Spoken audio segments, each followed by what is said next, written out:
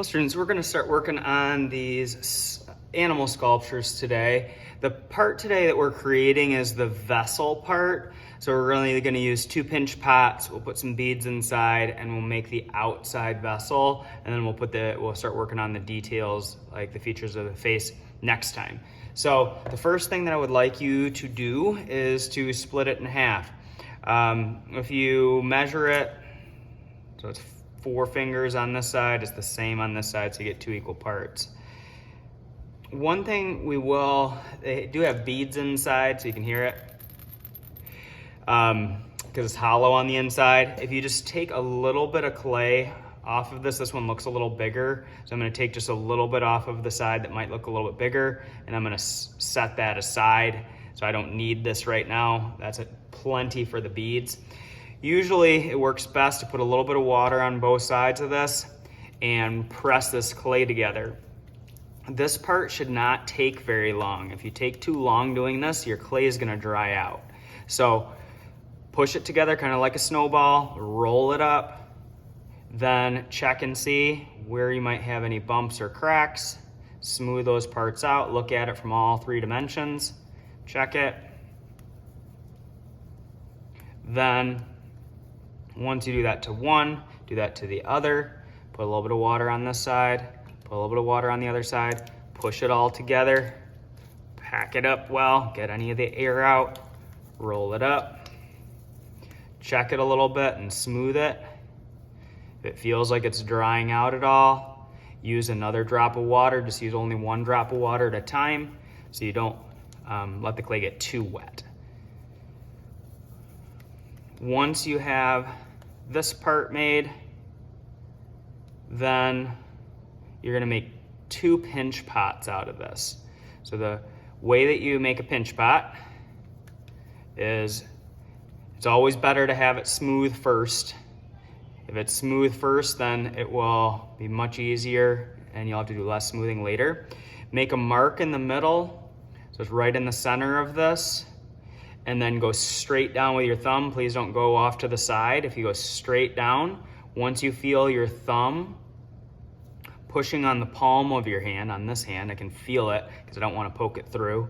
Then I'm going to take it out and I'm going to do 2 fingers out and my thumb to make kind of like an L shape. Put your thumb inside, keep your fingers straight, and press and turn it. So I'm just going to open my hand and close it. Open it, close it, open it, close it. My thumb is always staying at the bottom. If I pinch up at the top, there's not going to be a good spot to attach it. So if it's big enough, you can put both thumbs on the inside. They stay at the bottom. Open it up a little bit. I'll be coming around. I'll kind of be checking them as you go to make sure that they're going to be a good thickness, that there's not any air pockets. So here, I'm staying down at the bottom, never pinching this top part.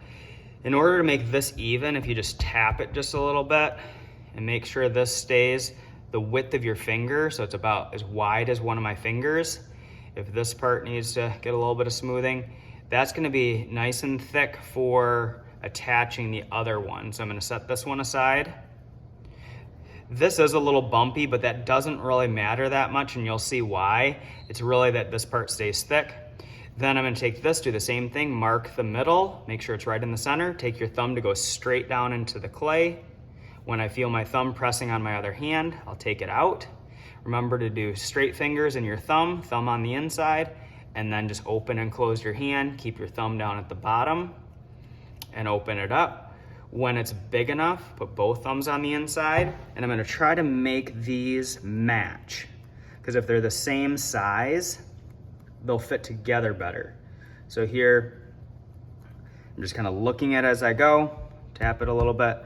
It looks like it's a little bit smaller than that one.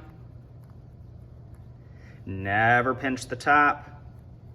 Open that up a little bit. So that looks very similar in size.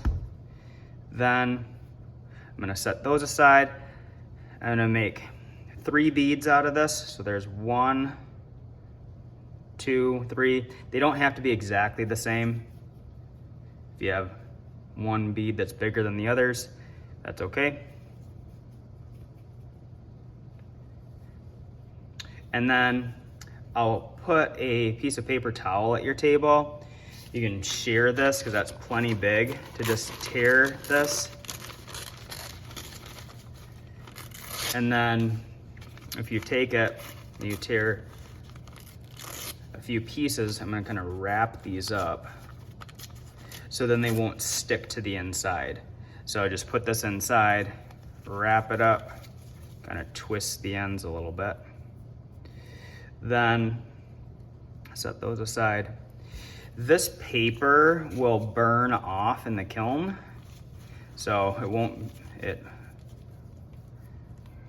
when things get hot, they burn away and they kind of turn to ash. So this piece should have made it a little bit of a bigger piece of paper. But now I've got those 3 wrapped. I'm gonna take this stick and I'm gonna score and make a rough edge on this. And you can cross them too.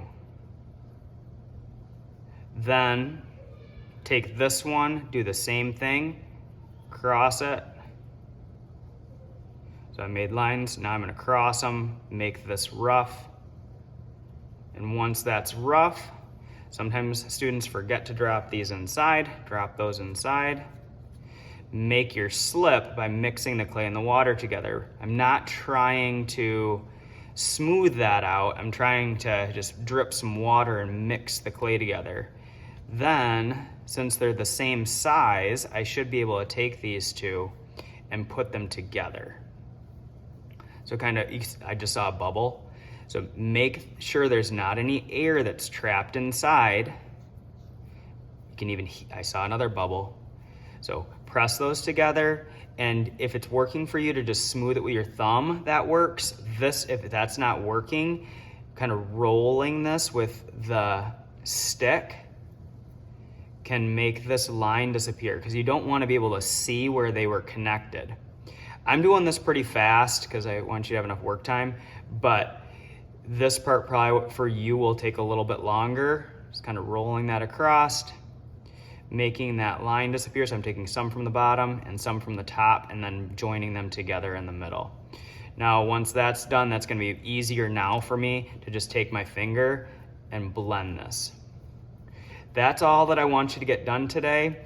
If you end up having a little extra time, I do just want you to do more smoothing. I'm not sure if I will give you one of these tools because I don't want you to over scrape this, but sometimes using one of these popsicle sticks, this can be a good blending tool too, and then smoothing with your finger. So if there's time, I might pass out a couple of these for smoothing, and it'll just look like an oval or kind of like an egg shape for now, and then we'll put the features of the face on next time. So I've got some more smoothing to do. We're gonna call this good. I'll show you one other technique once it's all done. You can give it a couple of gentle rolls on the table. I'll move my water cup so I don't spill it. But if you give it a couple gentle rolls, that kind of smooths that inside part, but don't press down on it because it could collapse. And if it collapses on the inside, then you don't have much of a choice other than to open it up and start over. So be gentle with your smoothing. At the end, I'm gonna have you bring this up with your name tag, and we'll just take these. They'll be nice and smooth. They'll be a good vessel shape and be ready for next week when we add the pieces to it. So that's what we want to accomplish today. So let's have fun.